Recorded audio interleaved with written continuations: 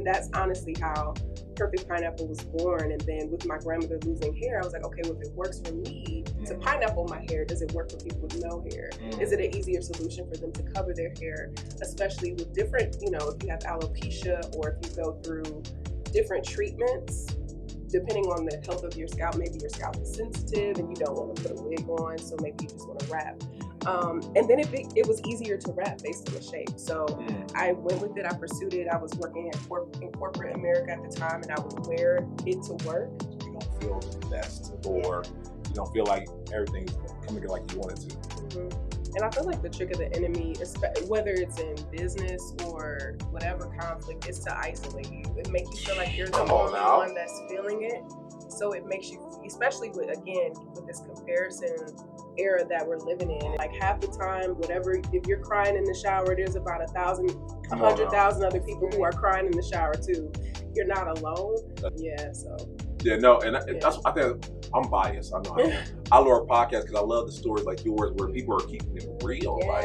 Like everyone just sees the glory. They don't know the story behind it. Like they know the adversities. I just wanted to bring that freshness and that excitement to Cleveland, because I think we were talking earlier that there's just so much talent here, but people don't know that unless you're kind of in the ecosystem. So just wanting to bring that to the forefront. I think Cleveland just deserves to be celebrated for all of its talent. And I hope Futureland is just the spark, so that as we continue on and we build the actual ecosystem in between conferences, we overall just build the city.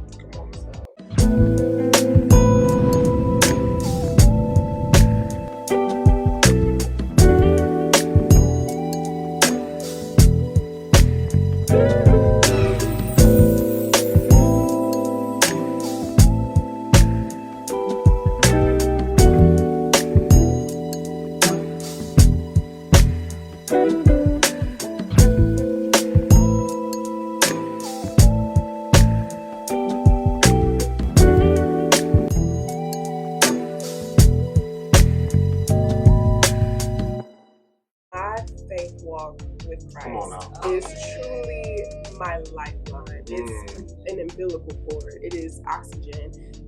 It is just going back to those principles of the Bible and just believing what he says versus what I'm even saying to myself or what other people are saying to me has just been my rock. So just believing like you can do all things through Christ who strengthens me.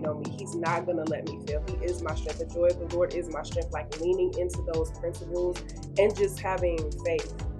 And it's not faith that is super optimistic. It's definitely mustard seed faith. I'm just open. Tell you, it's because kingdom culture, I feel like it's great for millennials, Gen Z, because like you can still be you. You're not deviating from who you are, but you can still be authentic yourself and still worship God. Yeah, and it goes back for me, like the ethos of that is just like creativity originates with God. So it goes back to what I was talking about, where like everything that we see from like the lottos to the just not to down anybody, but just everything that we're seeing in the music industry with the extravagant hair, the colors, it's just been manipulated to push an agenda, to be overly sexualized, but at its core, the 808, the beat, what gets you moving, all of that stuff comes from, it's just a good thing that was perverted, right? Yeah. And so it's like, well, let's get back to the good thing.